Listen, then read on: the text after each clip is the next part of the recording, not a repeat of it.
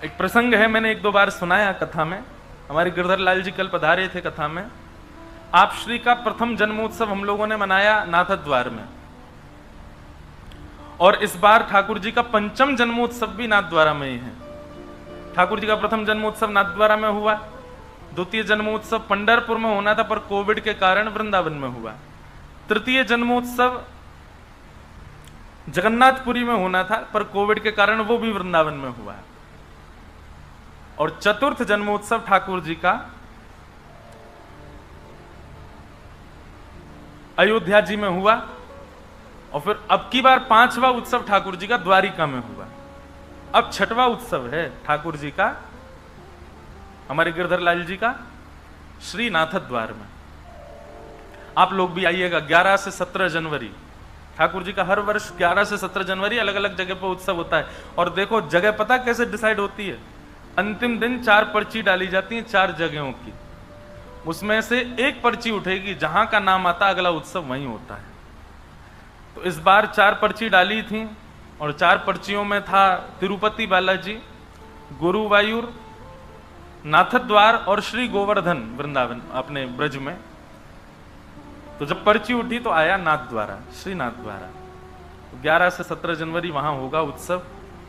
तो प्रथम उत्सव जब ठाकुर जी का हुआ, हमारे लाल जी जब 1 साल के भये, तो कितनी सत्य घटना, बहुत ध्यान से सुनना। तो वहां कथा का नियम होता है, 9 बजे कथा शुरू होती है, 12 साढ़े 12 बजे तक कथा चलती है लाल जी के उत्सव में, और शाम को उत्सव होते हैं।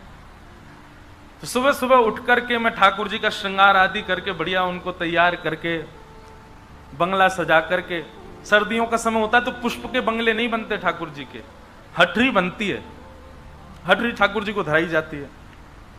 तो प्रथम दिन नीला श्रृंगार, मोतियों की माला, और ठाकुर जी बैठे कांच की हटरी में श्रृंगार करके 9 बजे मैं अपना बाल भोग पाके सीधे कथा में चला गया। नाथद्वार में राजभोग ठाकुर जी का जो होता है वो 11:30 12 बजे होता है, और उसी समय विशेष श्रृंगार होता है श्रीनाथ जी का। तो एक बालक को मैंने सेवा दे रखी थी, मैं तो कथा में रहूंगा, तुम रोज श्रृंगार का दर्शन करके आना और मुझे बताना कि ठाकुर जी कैसा श्रृंगार कर रहे हैं। तो प्रथम दिन नीली पोशाक, मोतियों की माला और कांच की हटरी में श्री गिरधर लाल जी विराजे। कथा हुई। कथा के उपरांत में जैसी मंच से उतरने लगा तो वो बालक, उनका मैंने हाथ पकड़ा, मैंने कि तुम दर्शन करके आए? बोले हाँ, मंदिर का प्रसाद दिया। मैंने कहा कैसा श्रृंगार है आज श्रीनाथ जी का? बोले महाराज जी नीली पोशाक है, मोतियों की माला है, कांच की हटरी में श्रीनाथ जी विराज रहे हैं। अरे मैंने कि तुम गिरधर लाल जी का मत बताओ, ये बताओ श्रीनाथ जी का। बोले मैं श्रीनाथ जी का बता रहा हूं। मैंने कहा सच बताओ श्रीनाथ जी का श्रृंगार? बोले हाँ। तो प्रथम दिन इतना आनंद हुआ, लेकिन वहां नियम है कि राजभोग के बाद फिर हटरी आदि जो है वो बढ़ा देते हैं, तो शाम के दर्शन में दर्शन नहीं होता। मैं शाम को जाता था तब ठाकुर जी सहज भाव से मिलते थे। मैंने कहा लाल जी बड़ी कृपा करी, आज तो आपने हमारी सेवा स्वीकार कर ली है। दूसरे दिन मैंने ठाकुर जी का, श्री गिरधर लाल जी का श्रृंगार भयो, और हमने घटा का श्रृंगार किया। घटा का श्रृंगार कैसा होता है? पिछवाई भी उसी रंग की, पाग भी उसी रंग की, पोशाक भी उसी रंग की, मुजरी भी उसी रंग की, मसनद भी उसी रंग की, चौकी का जो नीचे की ठाकुर जी की गद्दी होती है वो भी उसी रंग की, नीचे खंड सब एक ही रंग होगा ऊपर से नीचे तक। केवल ये सांवला सांवला दिखेगा, बाकी कुछ नहीं दिखेगा। उसको घटा का श्रृंगार कहते हैं। तो हमने बैगनी घटा का श्रृंगार किया श्री गिरधर लाल जी का, पूरी सब घटा बैगनी बैगनी बैग, सब जगह बैगनी। बोले तो थोड़ा पर्पल टाइप का घटा थी। श्रृंगार करके मैं चला गया कथा करने। कथा करके मुझे लगा एक दिन मैच हो गया। दूसरे दिन जब उतर करके गए तो हमने उससे पूछा, मैंने हाँ भाई आज श्री ठाकुर जी का श्रृंगार कैसा? अच्छा वो गिरधर लाल जी का दर्शन बाद में करता था, मैं लाल जी श्रीनाथ जी का दर्शन बाद में करता था। उसको भी नहीं पता होता था कि श्री गिरधर लाल जी का श्रृंगार कैसा। मैंने पूछा, मैंने कहा आज कैसा श्रृंगार श्रीनाथ जी का? बोले महाराज जी आज तो बैगनी घटा है पूरी। और उसने जब बैगनी घटा बोली, आप विश्वास नहीं मानेंगे, मेरे हाथ पांव कांपने लगे। मैंने कहा सच में बैगनी घटा है? बोले हाँ। अब तो नेत्रों में सजलता होने लगी। मानो ऐसा लगने लगा कि अब कोई बात ना करे मुझसे, मैं एकांत में थोड़ी देर रहूं।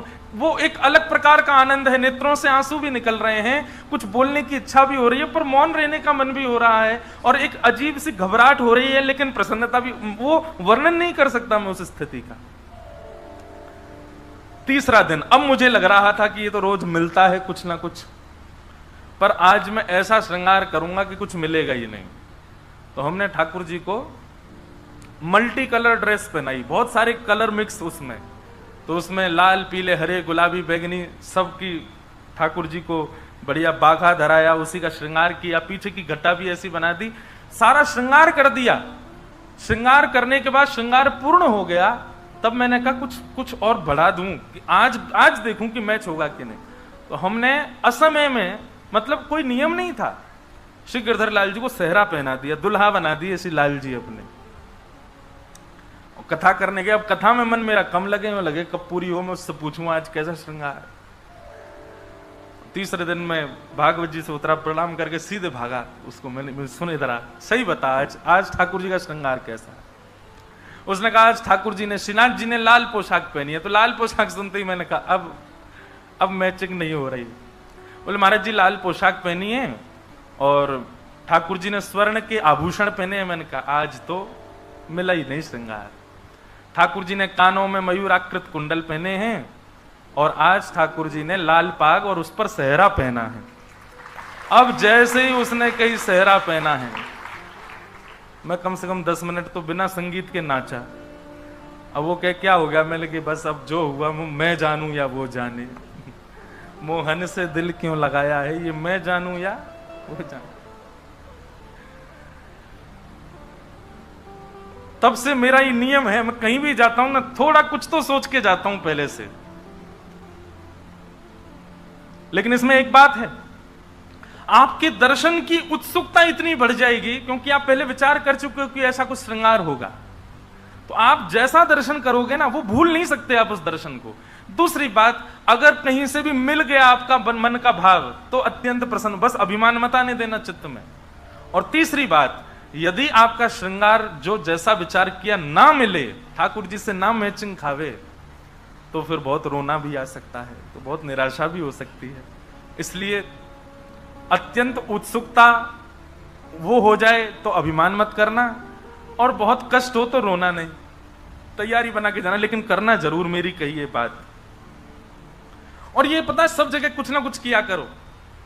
अपने गुरुदेव से मिलने जाओ तो मन में विचार करो, आज अगर गुरुजी ने ऐसा कुछ किया तो समझ जाऊंगा कि मुझसे प्रसन्न है। कई लोग हैं वो हमारी कथा सुनते हैं और कथा लाइव ही सुन रहे हैं अपने घर बैठ के, वहीं से सोचते हैं आज महाराज जी ने अगर हमारा नाम बोल दिया मंच से कथा कहते कहते। फिर एक कोई मुझे मिले तो बोले महाराज जी हम पहले ही सोच के बैठे थे, आप आज आपने ऐसा बोला तो हम समझ जाएंगे ठाकुर जी प्रसन्न है, और आपने तुरंत ही बोल दिया। मैंने कहा भाई मैं मुझे कोई पता नहीं चली थी कि तुम सोच रहे हो, ये तो ठाकुर जी बुलवाते। पर इस प्रकार का स्वीकारीकरण आपकी भक्ति की पुष्टता को प्रमाणित करता है। ताज बेगम वो मंदिर नहीं जा पाती है, पर नित्य आने वाले दर्शनार्थियों से पूछती है कि श्रृंगार कैसा है ठाकुर जी का, और जैसा जैसा लोग वर्णन करते हैं वैसी छवि अपने चित्त में बनाती है। ये करते करते ताज बेगम को महीनों बीत गए, वो रोज सुन सुन करके ठाकुर जी की छवि चित्त में बनाती है और वहीं दर्शन करती है। एक दिन ताज बेगम ने सोचा, हर बार तो मैं सबसे सुनती हूं, आज मैं खुद ही श्रृंगार करती हूं और फिर पूछूंगी। तो आज ताज बेगम ने अपने हृदय के ठाकुर जी का खुद ही श्रृंगार किया। ऐसी पोशाक है, ऐसी माला है, ऐसी पाग है, ऐसे कानों के कुंडल हैं। अब वो जब गई, ये प्रेरणा मैंने ताज बेगम से ली, तो वो गई और जाकर के मंदिर के बाहर खड़ी हो गई, अंदर तो जाती नहीं है। तो जैसी निकल करके उनसे पूछती है आज ठाकुर जी का श्रृंगार कैसा। बोले आज तो ठाकुर जी ने लाल पोशाक पहनी है, स्वर्ण के आभूषण पहने हैं, ऐसी पाग पहनी है, यहाँ पर थोड़ी पर हीरा लटका है, नथ बेसर पहनी है। अब ताज बेगम रोवे सो रोवे, क्यों? क्योंकि उसने अपने हृदय में भी ऐसे ही ठाकुर जी का श्रृंगार किया। स्थिति ये हो गई ताज बेगम की, अब ताज बेगम जो सोचती है ठाकुर जी वैसा ही श्रृंगार करते हैं भीतर, उसको भीतर जाने की आवश्यकता नहीं है। ताज बेगम को प्रवेश करने की आवश्यकता नहीं मंदिर में, वो जानती है कि आज ठाकुर जी का ऐसा श्रृंगार होगा। अब तो यह स्थिति हो गई कि ताज बेगम यदि सोच ले कि ऐसा नहीं, ऐसे होंगे ठाकुर जी, तो वैसे ही बनेंगे आज ठाकुर जी भीतर। पुजारी जी और कुछ कर ही नहीं सकते, उससे बाहर जा ही नहीं सकते। यही स्थिति सूरदास जी की। सूरदास जी महाराज रोज वर्णन कर देते हैं ठाकुर जी के श्रृंगार का। एक दिन गोसाई जी ने कहा कि ये तुक्का मार देते हैं, इनको दिखता तो है नहीं, आंख तो है नहीं इनकी, इनको कैसे पता ठाकुर जी कैसे बने। तो ठाकुर जी को एक कौपीन पहना दी, गले में मोतियों की माला पहना दी, और कुछ पहना ही नहीं। आज ठाकुर जी निर्वस्त्र खड़े कर दिए। सूरदास जी से बोले अब बताओ ठाकुर जी कैसे लग रहे हैं। बोले पीतांबरी बोल देना ये तो सामान्य बात है, ठाकुर जी पीतांबरी पहनते ही हैं। सिर पर पाग बोल देना, कभी मुकुट बोल देना, ये तो सामान्य बात है, क्योंकि पाग और मुकुट के अलावा कुछ पहनते नहीं है। आज बताए सूरदास क्या पहना है ठाकुर जी ने, क्योंकि सूरदास ठाकुर जी तो आज निर्वस्त्र खड़े हैं, नेत्र है नहीं सूरदास जी के। जैसे ही कपाट खुले श्रीनाथ जी के, सूरदास जी पहले तो मुंह पे हाथ धर के खूब हंसे। गोसाई जी बोले क्या हो गया, आज कैसे लग रहे हैं ठाकुर जी? आज तो बहुत प्यारे लग रहे हैं। बताओ तो सूरदास कैसे लग रहे हैं? नेत्र नहीं है सूरदास जी के।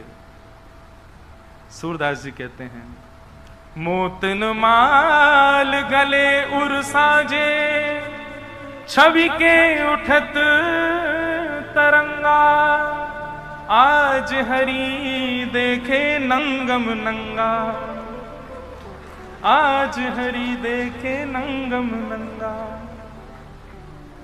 सबके नेत्र सजल हो गए जब सूरदास जी ने वर्णन किया। नेत्रों की आवश्यकता नहीं है ठाकुर जी को देखने के लिए भैया, प्रेम की आवश्यकता है, अंतर हृदय में भाव की आवश्यकता है। कानों की आवश्यकता नहीं है ठाकुर जी की कथा सुनने के लिए, भाव की आवश्यकता है। जीव की आवश्यकता नहीं है ठाकुर जी की कथा गाने के लिए, भाव की आवश्यकता है।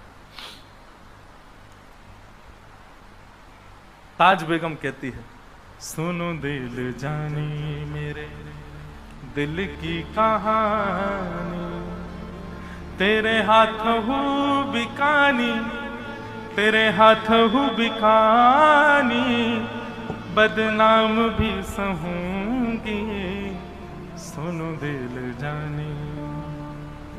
देव पूजा ठानी में नमाज हूँ भुलानी, तज कलमा कुरान तेरे गुणन गहूंगी मैं, सुनो दिल जानी मेरे दिल की कहानी, तेरे हाथ हूँ बिकानी, तेरे हाथ हूँ बिकानी, बदनाम भी सहूंगी, सुनो दिल जानी। सांवला सलोना सिर ताज सिर कूले दिए, तेरे नेह दाग में ने दाग हूँ गधूंगी मैं, सुनो दिल जानी मेरे दिल की कहानी। नंद के कुमार कुर्बान तेरी सूरत पे, नंद के कुमार कुर्बान तेरी सूरत पे, हूँ तो मुगलानी हिंदुआनी हो रहूंगी मैं, सुनो गुल जानी मेरे दिल की कहानी, तेरे हाथ हूँ बिकानी, तेरे हाथ हूँ बिकानी, बदनाम भी सहूंगी, सुनो दिल जानी। ये प्रसंग क्यों सुनाया मैंने कि वही ताज बेगम जब वृंदावन जाती है तो उसको भीतर मंदिर में जाने की आवश्यकता नहीं है, वो केवल वृंदावन को भजती है, और वृंदावन की कृपा से ठाकुर जी मंदिर के बाहर तक दर्शन दे देते हैं उसको, बाहर नहीं अंतस्थ में। और वृंदावन जब कृपा करता है ना बंधुओं, तब वृंदावन की कृपा से आपको साधन की आवश्यकता नहीं होती। आप जहां बैठेंगे वहीं राधा रमन लाल हैं, आप जहां बैठेंगे वहीं श्री बिहारी जी महाराज हैं, आप जहां बैठेंगे वहीं यमुना जी हैं, आप जहां बैठेंगे वहीं श्री गोवर्धन नाथ प्रकट हो जाएंगे।